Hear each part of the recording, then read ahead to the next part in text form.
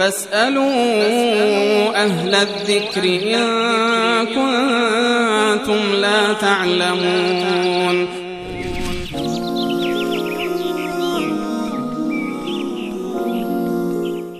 گوینده بعدی پرسیدن که آیا ذکر کردن با دست چپ درست است یا نه؟ بفرمایید. درباره ذکر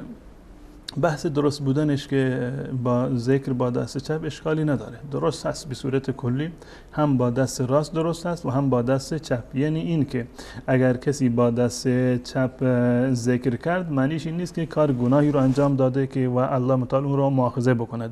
منتها وقتی که ما برمیگردیم به سنت رسول الله صلی الله علیه و سلم میبینیم که سنت رسول الله صلی الله علیه و سلم و روش ایشان این بوده که همیشه با دست راست تسبیح میگفتن، از کارشون رو با دست راست به این صورت همیشه ذکر میکردن و اولاتر این است که انسان با دست ذکر بکند، زیرا که این دست بنابر روایت رسول الله صلی الله علیه و سلم فانهن مستنطقات، که این بنده های انگشت از اینها بازجویی میشود، اینها پیش الله متعال شهادت میدهند و گواهی میدهند. پس بنابراین اولاتر این است که انسان با دست خودش ذکر بکند. البته ذکر با تسبیح هم جایز هست، اشکال نداره، اما ذکر با دست و با بنده انگشت این اولاتر و برتر هست، زیرا که این هم در روایت اومده و رسول الله صلی الله علیه و سلم این گونه عمل میکردند. روایتی هست در سنن ابو داود از حضرت عبدالله ابن عمرو ابن عاص رضی الله تعالی عنهما که میگوید من دیدم رسول الله صلی الله علیه و سلم را که یعقد التسبیح بیمینه.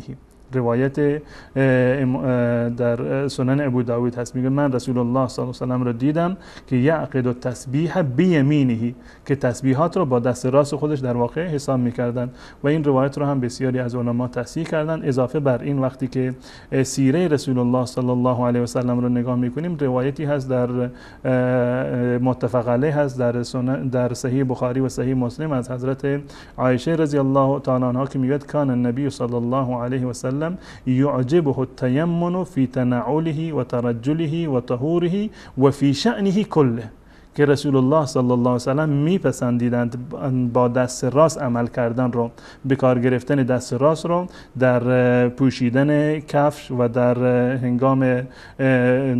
قدم زدن و راه رفتن و شانه کردن سرشون و در هنگام وضو گرفتن و در تمام امور ایشون همیشه با دست راستشون استفاده میکردن. و از نظر ادب و از نظر آداب اسلامی که وجود دارند، اعمالی رو که اعمال خیر هستند انسان باید با دست راست خودش انجام بدهد. یک چیزی رو به کسی دیگر میدهید با دست راست حتما بدهید، آبی غذایی میخورید با دست راست بخورید، اعمال خیری رو که انجام میدهید با دست راست انجام بدهید. اعمالی رو که جز نظافت هست، مانند استنجا هست، مانند گرفتن آب بینی هست، بیشتر از نظر ادب اسلامی اینها با دست چپ انجام میشن. پس بنابراین اولاتر و بهتر این است که اذکار را همان گونه که رسول الله صلی الله علیه و سلم انجام میدادند ما هم با دست راست خودمون بشماریم و اگر احیانا کسی با